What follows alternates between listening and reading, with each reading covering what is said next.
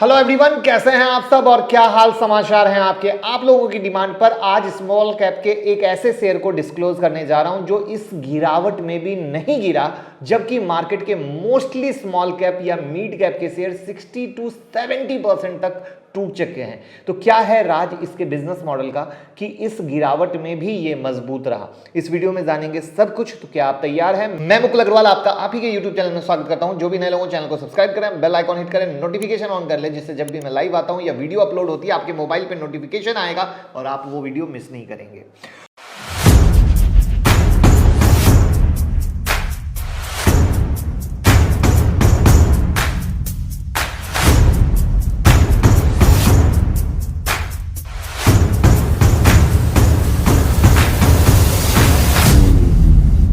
तो आप लोगों को क्या ये स्टॉक का नाम पता चला हम किसकी बात कर रहे हैं? तो कमेंट बॉक्स में ज़रूर बताइएगा, क्योंकि इकलौती लिस्टेड कंपनी है तो शायद आपको पता होना चाहिए।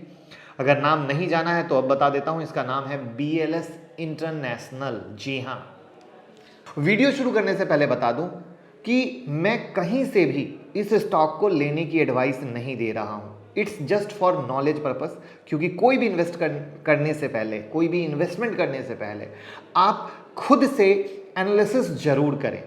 बात करें कंपनी के बिजनेस की, तो ये कई तरह की सर्विस ऑफर करती है, जिसमें वीज़ा एप्लीकेशन आउटसोर्सिंग मेजर है और इस सेगमेंट में ये दुनिया की टॉप 3 कंपनियों में मानी जाती है। इसके अलावा passport, consular, e governance, attestation, biometric, e visa जैसी सर्विस भी ऑफर करती है। इनके प्रेजेंस की बात करें तो आज के डेट में 62 देशों में प्रेजेंस है, 2325 ऑफिस है, 5000 से भी ज़्यादा एम्प्लॉय काम करते हैं। अभी तक 47 मिलियन एप्लीकेशन को प्रोसेस कर चुके हैं। जिस डोमेन में कंट्री वर्क कर रही है उस डोमेन में एक इकलौती लिस्टेड कंपनी है। अब यहाँ पर कंपनी के जर्नी के मेन पॉइंट को देखें तो 2005 से 2010 के बीच में कंपनी ने वीज़ा प्रोसेसिंग सर्विस की शुरुआत की। 2011 से 15 के बीच में अमेरिका और कनाडा के प्रेस्टीजियस और हाई वॉल्यूम लोकेशन सहित विदेशों में 7 भारतीय मिशन जोड़े। 2016-17 में कंपनी NSE BSE में इकलौती Indian origin visa outsourcing company के तौर पर लिस्ट हुई। 2018 के बाद से कंपनी ने अपने बिजनेस को एक्सपेंड को बहुत तेजी से करना शुरू किया। कंपनी के सफलता के की ड्राइवर की तरफ अगर हम फोकस करें तो इनोवेशन की technology, proficiency of its personal, stringent security of client data, superior quality of service, benchmarking of all processes जैसी चीजें शामिल हैं, जिसका जीता जागता एग्जांपल है हाल में ही मोबाइल बायोमेट्रिक सेवा। अब यहाँ पर इनके रेवेन्यू ब्रेकअप पर अगर बात करें तो डेटा प्रोसेसिंग से 100% का रेवेन्यू आता है।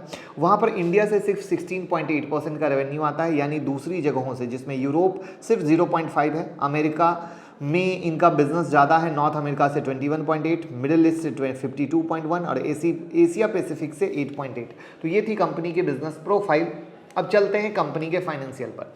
अच्छा, एक चीज़ मैं बता दूं कि आप लोगों की डिमांड पर टेलीग्राम में ऑप्शन की बुक डाल दी गई है, यानी ऑप्शन में ट्रेड कैसे करते हैं। काफ़ी लोगों ने उस बुक को रीड करने के बाद कहा है कि सर आपने बिल्कुल बाइबल दे दिया है। तो शुक्रिया, अगर आपने वो बुक नहीं पढ़ी है तो लिंक डिस्क्रिप्शन में है टेलीग्राम का, जुड़ जाइए।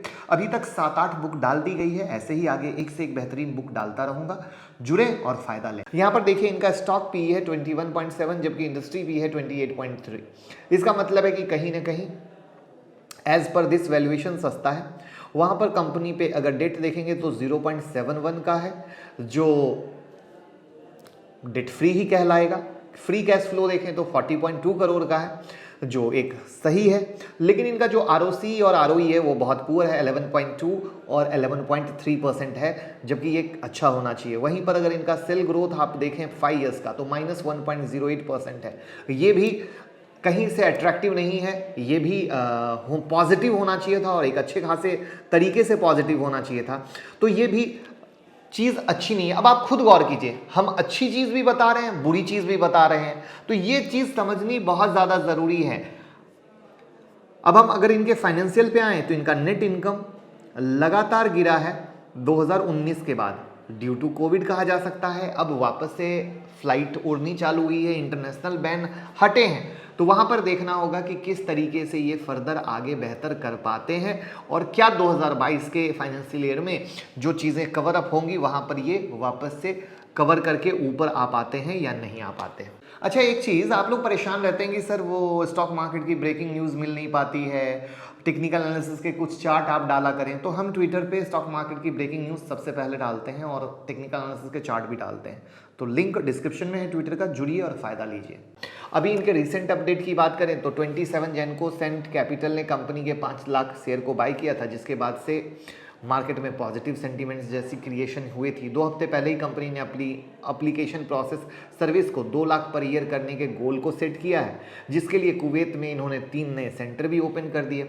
करीब 1 साल पहले कंपनी ने चाइना में एक स्थित असेंबली ऑफ ब्राजील से 4 लाख एप्लीकेशन प्रोसेस करने का कॉन्ट्रैक्ट भी उठाया है। इसके अलावा रूरल एंटरप्रेन्योरशिप को बढ़ावा देने के लिए कंपनी ने यूपी गवर्नमेंट के साथ पार्टनरशिप की है। तो हम बात करें अगर करंट परफॉर्मेंस की एज पर चार्ट, जो मुझे अगेन लगता है कि ये चीज़ एक अगेन इंपॉर्टेंट होती है जब हम कंपनी के फंडामेंटल को समझ लेते हैं, तो चार्ट क्या कह रहा है। तो चार्ट में ये कहीं से कंप्लीट साइडवेज में है, जहां पे इसका जो सपोर्ट है 186 और 140 के पास का है, और वहां पे जो इसका रेसिस्टेंस है 265 और 300 के पास का है। तो ये सपोर्ट और रेसिस्टेंस पे फोकस कीजिए, क्योंकि चार्ट कह रहा है कि हम एक साइडवेज जोन में हैं जहां पर कुछ उस तरह की ट्रेडिंग बनती नहीं है।